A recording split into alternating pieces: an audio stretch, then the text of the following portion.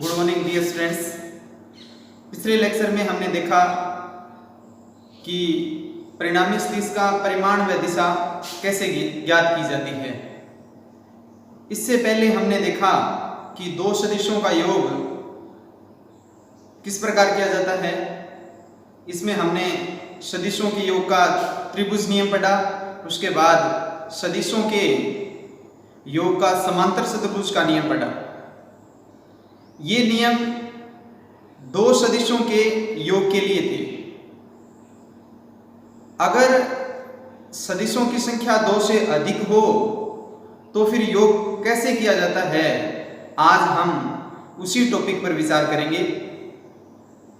2 से अधिक सदिश हों तो हम सदिशों के योग के बहुभुज नियम से सदिशों का योग प्राप्त करते हैं। आइए देखते हैं कि बहुभुज नियम से सदिशों का योग वो कैसे किया जाता है।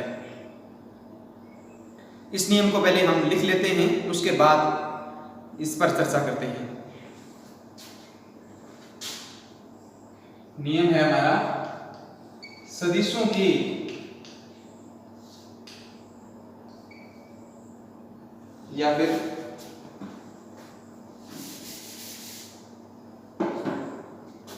सदिश योग का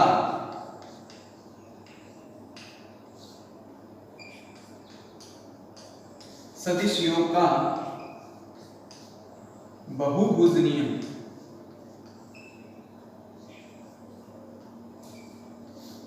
सदिश योग का बहुभुज नियम।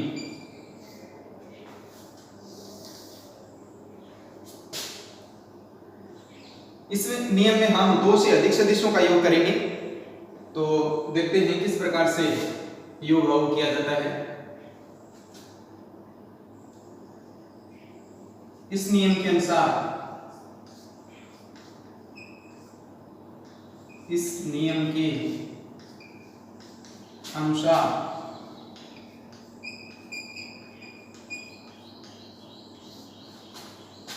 दो से अधिक सदिशों को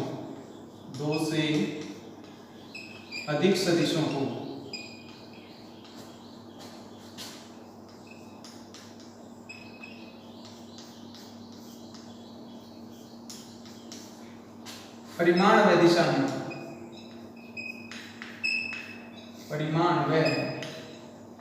दिशा में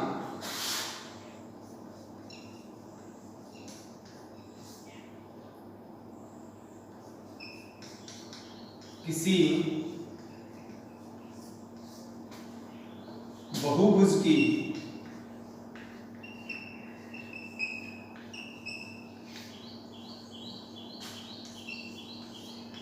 बहुभुज की क्रमागत भुजाओं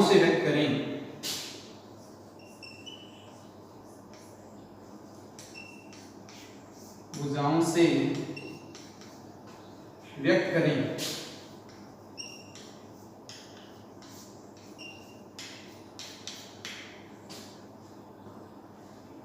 तो बहुभुज को बंद करने वाली भुजा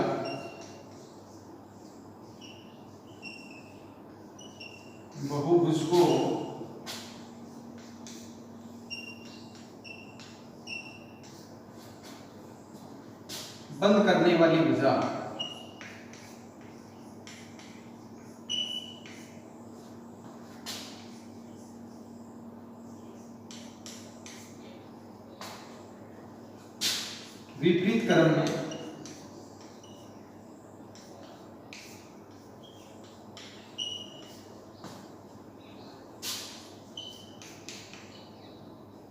परिणामी सदिश को व्यक्त करती है। परिणामी सदिश को व्यक्त करती है।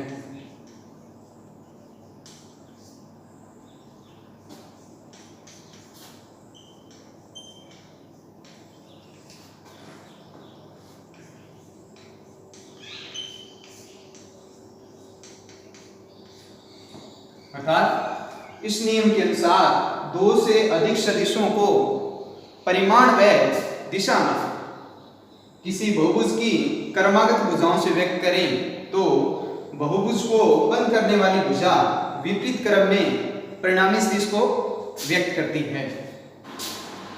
बहुभुज नियम को समझने के लिए अब हम दो से अधिक सदिश लेते हैं और उनका योग करके देखते हैं कि किस प्रकार बहुभुज नियम से दो से अधिक सदिशों का योग किया जाता है।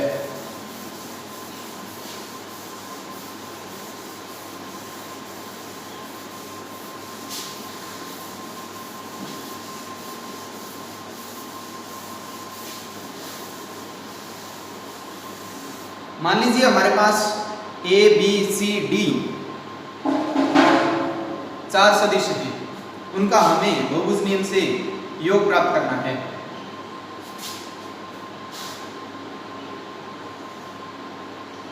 ये मान लीजिए ए सदिश है,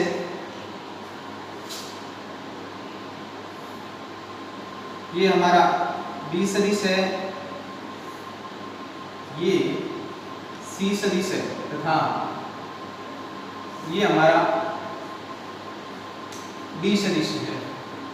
सदिश दो से अधिक हैं, इन सदिशों का योग हम बहुभुज नियम से प्राप्त करेंगे।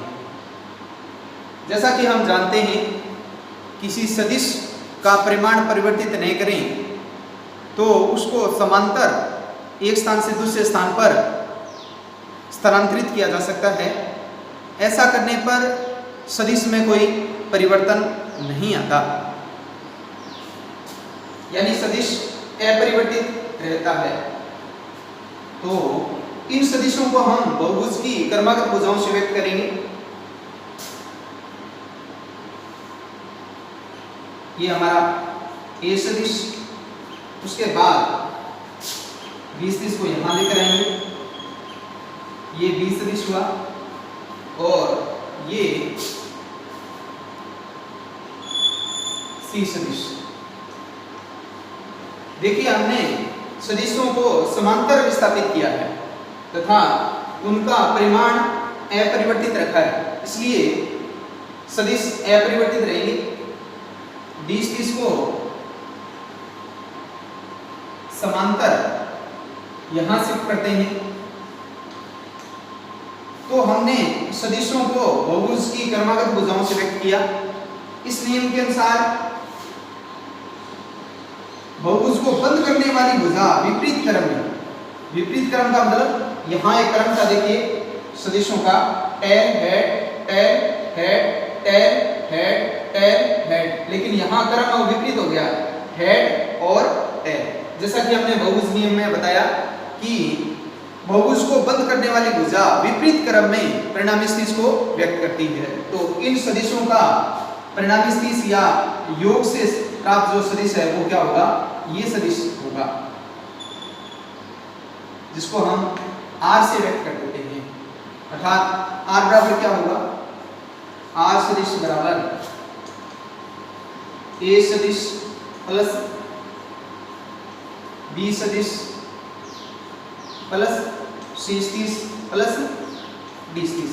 इस प्रकार बहुभुज नियम से दो से अधिक सदिशों का योग हम प्राप्त करते हैं। अब हम देखते हैं कि सदिशों का बहुभुज नियम सदिश योग के त्रिभुज नियम का ही व्यापक रूप है। इस प्रकार से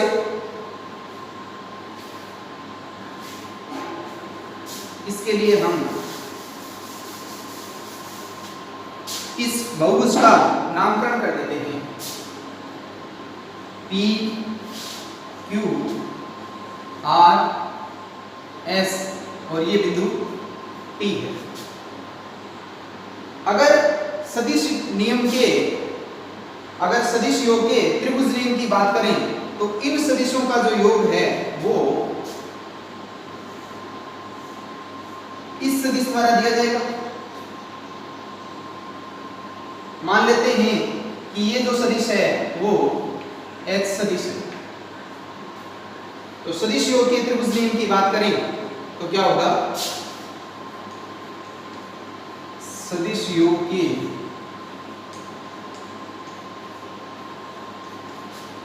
त्रिभुज नियम से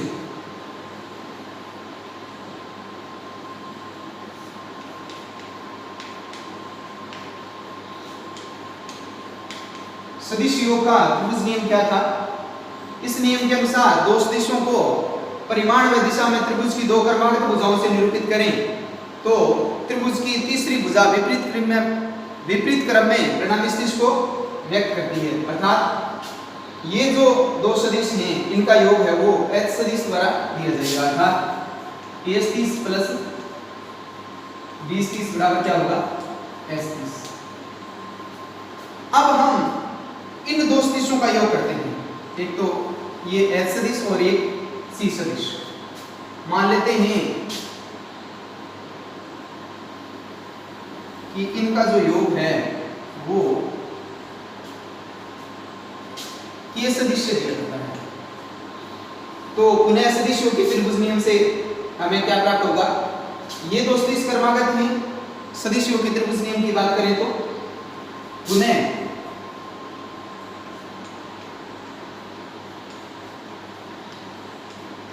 सदिशों के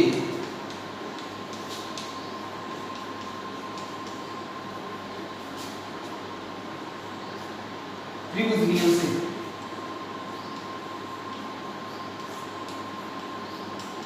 क्या प्राप्त होगा? H सदिश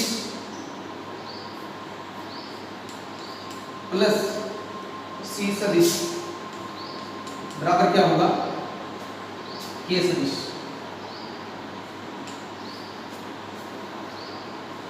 ये हम समीकरण 1 कह देते हैं और ये हमारा समीकरण 2 है। अब हम त्रिभुज PST पर विचार करें तो ये भी एक त्रिभुज है और सदिशों के त्रिभुज नियम से यहाँ पर देखिए ये दो सदिश क्या है? क्रमागत हैं, टेल हेड। तो इन दो सदिशों का योग है वो इस सदिश द्वारा व्यक्त होगा। अर्थात H सदिश नहीं, K सदिश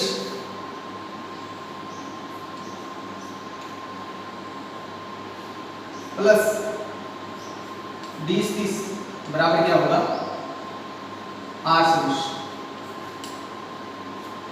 अगर हम समीकरण 2 तथा 1 से इसमें K की वैल्यू रखें और H की वैल्यू समीकरण 2 में 1 से रखें तो क्या प्राप्त होगा? पहले हम समीकरण 2 को इसमें रखते हैं। क्या आएगा? H सदिश प्लस C सदिश प्लस D सदिश बराबर क्या होगा? R सदिश।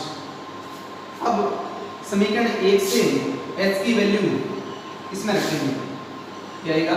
A सदिश प्लस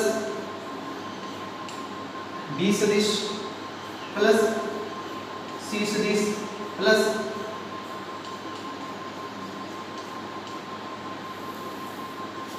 तो इस प्रकार हमने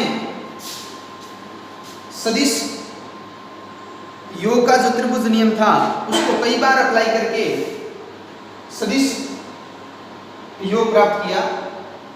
जैसा कि हमने देखा कि बहुभुज नियम से हमें सदिशों का योग है वो R30 प्राप्त हुआ, उसी प्रकार हमें सदिश योग का त्रिभुज नियम बार बार प्रयोग करने पर भी R30 की वही वैल्यू प्राप्त हुई।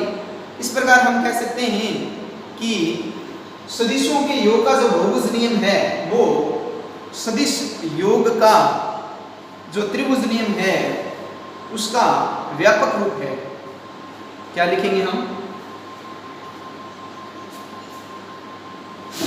सदिश योग का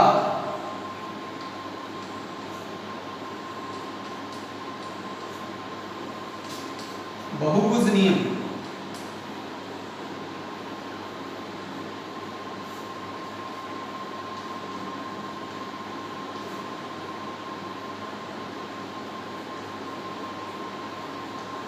सदिश योग के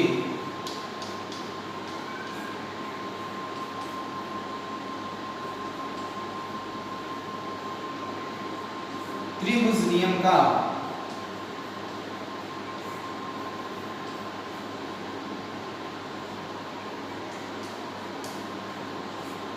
व्यापक रूप है। कहने का मतलब अगर सदिश योग का जो त्रिभुज नियम है वो बार बार अप्लाई किया जाए तो हम बहुभुज नियम हम वो आसानी से प्राप्त कर सकते हैं।